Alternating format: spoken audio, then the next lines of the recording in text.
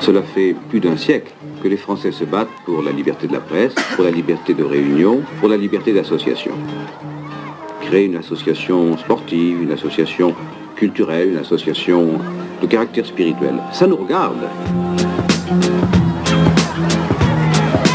La parole aux assos. Nous recevons Manon et Clélia, stagiaires chez Selva Viva, et Esmeralda Guzman, originaire d'Amazonie colombienne, cofondatrice de l'association et présidente. Bonjour à vous trois. Bonjour. Bonjour. Encore merci de nous rejoindre en studio sur Quartier des Ondes. Alors Alan et moi-même, Aurélia, allons passer un moment avec vous pour découvrir et faire découvrir surtout votre activité au plus grand nombre. Votre association participe à la protection de la forêt tropicale en Amazonie. Les donations sont utilisées à des fins de rachat de forêt, mais aussi à un projet global, et on reviendra en détail dessus. Pour commencer, forcément, on est obligé, et aussi pour que les gens qui nous écoutent comprennent bien, de vous demander comment, de Rennes, cette initiative est née, quel lien direct avec l'Amazonie. Bonjour à tous et à toutes. Le lien avec l'Amazonie, c'est que moi-même, j'ai appris le français en Amazonie, en première terminale. Ensuite, j'ai fait des études en langues étrangères. Je suis venue en France et on a créé l'association. Donc, je voulais faire juste une petite précision. Nous ne rachetons pas des terres pour reboiser. Nous soutenons des projets de réforestation et d'éducation environnementale des jeunes. Les origines du projet associatif, c'est un concours d'heureuses circonstances en Colombie.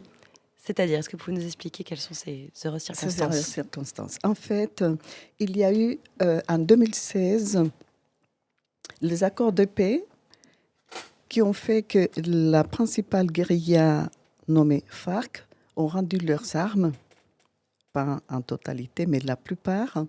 Il y a eu aussi, c'était en France l'année de la Colombie. Il y a eu également le procès symbolique contre Monsanto à La Haye. Et nous avons eu deux représentants qui sont venus, deux sylviculteurs, deux agriculteurs venus de notre commune qui s'appelle Puerto Guzman, comme témoins victimes. Ensuite, ils sont passés par Rennes et très encouragés par le public, ils sont partis avec l'idée de continuer à reboiser et de fonder une structure. Et ici, nous avons compris qu'il fallait faire le pas de formaliser l'association, la création de Selva Viva. Donc c'est avec cet engouement en fait autour de la symbolique par exemple de Monsanto. Donc il y a plusieurs choses qui sont arrivées en même temps. Je voulais reparler vite fait de Monsanto. C'est quand même une grosse entreprise américaine qui a été avalée par Bayer après, responsable de nombreux scandales du coup. Est-ce que ils ont payé même ils ont été jusqu'à payer des scientifiques pour discréditer les lanceurs d'alerte. Oui. Est-ce que pour une société qui est aussi grosse que ça, est-ce que c'est un impact réel de les emmener en procès ? Est-ce que du coup cette symbolique qui s'en dégage, qu'est-ce que ça signifie pour vous, tout ça ? Pour nous, c'était concret. Les paysans de ma commune a été victime d'arrosage, d'épandage chimique aérien, parce qu'il se trouve que, hormis les cultures de subsistance, tout le monde le sait, il y a des cultures illicites, et la politique antidrogue de l'État, c'était d'aider le propriétaire de Monsanto à évacuer leur stock de glyphosate. Et voilà, donc ils ont fait cet épandage chimique et il y a eu des conséquences sur la santé des animaux, des personnes, pollution des eaux, des sols. C'était grave. Et donc pour nous, c'était très concret, les actions de Monsanto. C'est pour ça qu'il y a eu deux personnes qui sont venues à La Haye parler des cas concrets, des conséquences de cette pratique d'utilisation du glyphosate contre les cultures des coca. C'est une histoire qui a fait du bruit en France en plus. Est-ce que les pays occidentaux comme la France ont leur part de responsabilité, alors déjà dans la déforestation, et à quel point? Et donc, est-ce que la France doit s'impliquer financièrement et humainement dans la reforestation? Voilà. Il faut commencer par dire que la France possède des territoires en Amazonie. J'ai été accueillie par la France et j'ai beaucoup à remercier individuellement et par rapport à Selva Viva, parce qu'ici, on a tout pour pouvoir faire évoluer et grandir une association. Donc, je ne me permettrai pas de donner des leçons. Par contre, quand nous faisons nos ateliers de sensibilisation au milieu scolaire et que nous demandons aux élèves quels sont les 9 pays, et plusieurs découvrent que la France a eu un territoire, mais par contre, on profite pour leur demander s'ils sont au courant des problèmes écologiques qu'il y a en Guyane et si et discrètement on demande quelles sont les causes, etc. Maintenant, je ne parlerai pas exclusivement de la France, mais de l'Europe, qui a encouragé l'État colombien, et je suppose que les autres États aussi, lors des COP, à déboiser.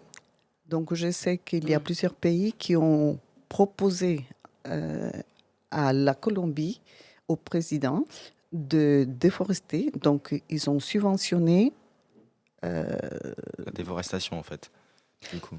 la reforestation. Ah. Ils ont subventionné la reforestation. Donc, On préfère ça. Ah oui, ouais, au début, j'avais pensé à l'autre sens. D'accord, ok. On rappelle que la forêt amazonienne recouvre une grande partie du territoire nord-ouest brésilien et s'étend jusqu'en Colombie, au Pérou et sur d'autres pays sud-américains. C'est la plus grande forêt tropicale du monde. Connue pour sa biodiversité, elle est traversée par des milliers de cours d'eau, dont l'impétueux fleuve Amazon. Est-ce qu'avec vos mots à vous, vous pourriez nous décrire ce que pour vous c'est l'Amazonie, la forêt amazonienne? Pour moi, l'Amazonie, ce n'est pas le poumon de la planète, comme ça a été médiatisé, parce qu'en fait, ce sont les océans. Mais l'Amazonie, c'est un ensemble avant tout des peuples primitifs qui progressivement ont été minorés par des politiques des différents pays qui incitaient les habitants non indigènes des régions les plus développées à aller coloniser, entre guillemets, cette région. J'ai fait partie de la deuxième génération de colons, mes parents, la première génération, qui sont arrivés dans un de ces départements de l'Amazonie colombienne. Et seulement, maintenant, nous faisons chemin inverse. Nous avons déboisé.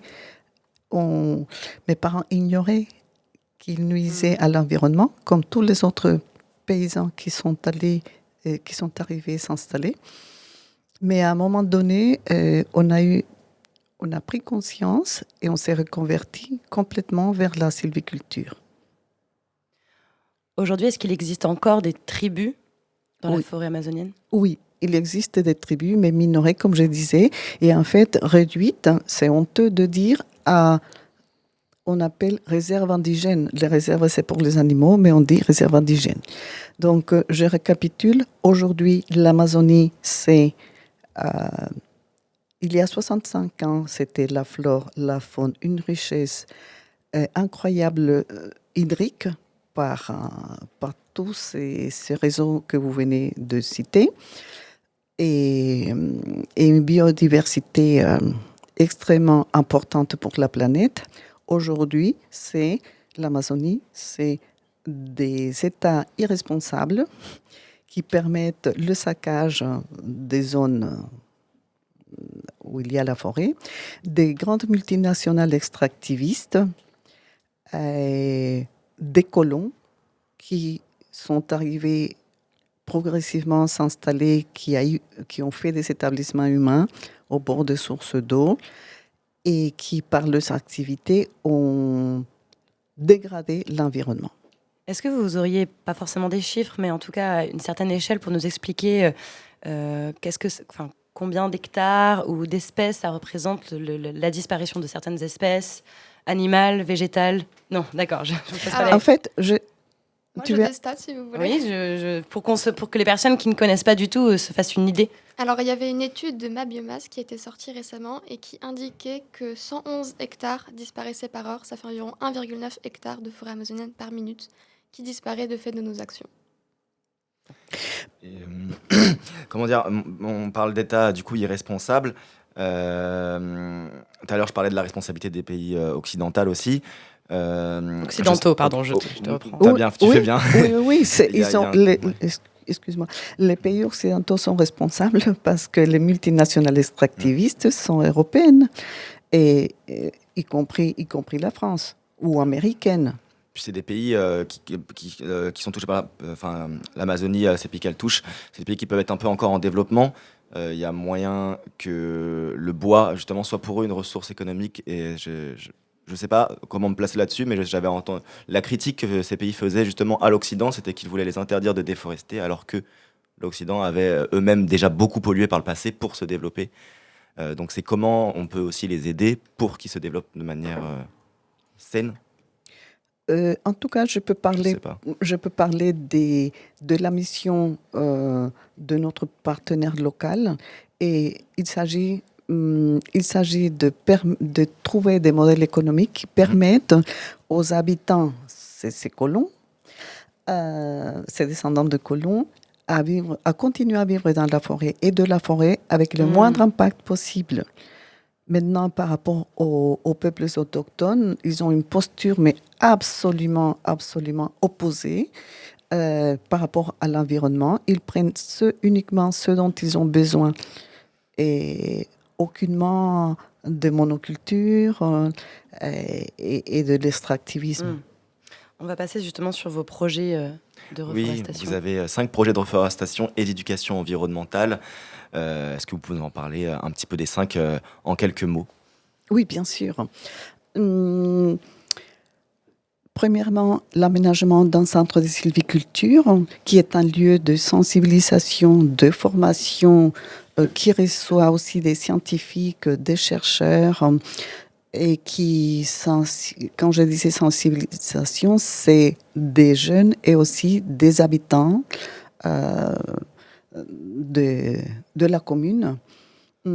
Ensuite, on a soutenu un projet pilote de reforestation d'un monsieur qui avait cultivé la coca pendant 20 ans, qui avait pris conscience, qui s'était reconverti, et on parle d'un agriculteur. Il a fait une sorte de CAP, de gestion d'entreprise agricole, et tout seul, il a fait bec et ongle sa plantation, mais après, on l'a aidé. Et avec des subventions des membres de Selva Viva, des entreprises comme l'entreprise Tribala, aujourd'hui elle s'appelle Olga, et l'entreprise Chimborazo également, l'association Sort Optimiste, et les Amis de Jussaral, et le fonds de dotation Seed and Seeds. Voilà, donc on a pu l'aider. Après, il y a eu en ce qui concerne la formation environnementale des jeunes, on a décidé de s'adresser aux jeunes et aux enfants, parce que s'adresser aux adultes pouvait mettre même en risque la vie des membres de la fondation Itarca, qui est notre partenaire local. Comment ça? Et en fait, il y a des gangs, il y a des groupes illégaux parmi les acteurs qui sont arrivés à partir de 1980, des acteurs de groupes armés illégaux. Et quand les FARC ont rendu les armes, c'était eux qui dominaient le territoire. Donc le terrain était ouvert, et il y a eu des gangs de trafic de bois noble, et surtout des gangs de négoce de la drogue. Si l'État, si dans sa politique anti-drogue, c'est après l'épandage chimique, comme ils ont été très critiqués, ensuite ils ont dit, on va payer les paysans pendant un an, en salaire, pour qu'ils s'arrachent manuellement les plantes de coca. Après, ils ont dit, on va proposer des activités, des modèles économiques agricoles. Ça s'appelle culture de substitution. Donc, si la fondation partenaire et nous, derrière, on soutenait des projets avec les communautés, et ben, ces gangs pouvaient, par ailleurs, ils ont dû annuler un projet merveilleux qu'ils avaient avec une université aux États-Unis, une anthropologue, l'université de Pennsylvanie. Ils ont dû arrêter et rendre les fonds qui avaient été octroyés parce que les conditions de sécurité ne le permettaient pas. Et finalement, le dernier projet, qui a duré 3 ans, consiste à former un groupe de jeunes qui deviennent élèves et anciens élèves du lycée local pour qu'ils deviennent des multiplicateurs pour sensibiliser tous les écoliers de la commune, parce que tous les habitants nuisent à l'environnement. Ils sont en train de mourir à petit feu et personne ne bouge. Donc on a dit on va s'adresser aux enfants qui sont les décideurs de demain, et ça marche très très bien. Ils ont produit des mini-documentaires et ils sont venus l'année passée et ils vont venir la prochaine année. Mais je vais laisser parler Manon et Clélia pour nous expliquer tous ces beaux projets. Alors on vous écoute, comment ça se passe avec les jeunes? Alors les jeunes, en fait, ils sont déjà formés en Amazonie, donc on va les former à planter et à cultiver des arbres. Et ensuite, ils vont réaliser des mini-documentaires sur ce qu'ils font. Donc on voit par exemple, ils filment le paysan qui a monté son projet de reforestation. Ils filment comment est-ce qu'il essaie de sensibiliser les adultes à la reforestation de l'Amazonie. Et ensuite, ils se rendent dans des ateliers d'établissements scolaires, donc école, collège, lycée, pour présenter leur action et essayer de convaincre les gens, donc de les financer, et aussi eux-mêmes de prendre part à la reforestation de l'Amazonie. Et récemment, on a décidé de les inviter en fait en France. Donc en novembre, ils vont venir pendant 3 semaines en France et échanger avec d'autres jeunes, des jeunes bretons, donc de diverses manières, avec des soirées, des week-ends organisés, pour qu'on puisse mettre en commun une manière de s'engager pour la forêt. Et puis ces mini-documentaires, ils nous servent aussi, nous, à sensibiliser directement auprès d'établissements scolaires. Par exemple, ces 2 dernières semaines, on a été dans plusieurs lycées pour sensibiliser des jeunes. C'était des classes de seconde qui sont pas forcément sensibilisés à ce genre de causes. Donc ça nous sert vraiment, parmi d'autres supports pédagogiques, on sert de ces mini-documentaires, mais aussi de jeux en ligne, de jeux de société pour qu'ils en apprennent plus sur la déforestation et sur ce que c'est que l'Amazonie et sur les causes et les problématiques qui s'y posent. Et justement, on se demande comment se passe la rencontre entre des jeunes Bretons et des jeunes Amazoniens. C'est quand même des modes de vie, on imagine, qui sont totalement différents. C'est citadin aussi et campagne. C'est complètement différent. Comment vous allez essayer de créer un programme, on va dire, dans cette rencontre pour les mettre à l'aise, tout simplement, en fait, faire en sorte vraiment qu'ils puissent communiquer? Alors déjà, la communication, on va demander à des traducteurs, puisque les jeunes Amazoniens ne parlent pas français et même ne sont pas totalement à l'aise en espagnol. Et ensuite, ça passe surtout par, déjà apprendre à se connaître, hors des problématiques environnementales, mais apprendre à connaître l'autre, apprendre à connaître la culture, les pratiques culturelles qu'ils font en Amazonie et qu'ils font en Bretagne. Et ensuite, tout simplement, ça part par partager des repas ensemble, partager des activités, pour ensuite être plus à l'aise et pouvoir aborder des problématiques peut-être plus difficiles à aborder, mais aussi plus intéressantes. Ils sont dans quelle tranche d'âge exactement, les jeunes amazoniens? Les jeunes amazoniens ont entre 16 ans, 27. Voilà. D'accord. Il y a 4 jeunes qui viennent d'Équateur, d'une tribu qui s'appelle les Sapara.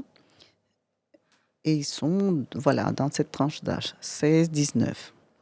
Et les Colombiens, il y en aura 3, 2 qui ont 16 ans et qui pourtant ont produit déjà des mini-documentaires, des contenus environnementaux, et une personne de 27 ans. D'accord, c'est ça que j'allais dire, c'est assez impressionnant quand même qu'on les imagine si loin produire des documentaires. Je pense qu'on arrive. Du travail en fait. Je crois qu'on n'arrive pas aussi à réaliser, peut-être pour les auditeurs, auditrices, quel est vraiment le mode de vie, finalement, le mode d'habitat de ces personnes. Est-ce que quand vous dites tribu, concrètement, Dans quoi ils vivent, quel est leur quotidien, est-ce qu'ils ont accès à Internet, est-ce qu'ils ont accès à des caméras, du coup, qui font des documentaires.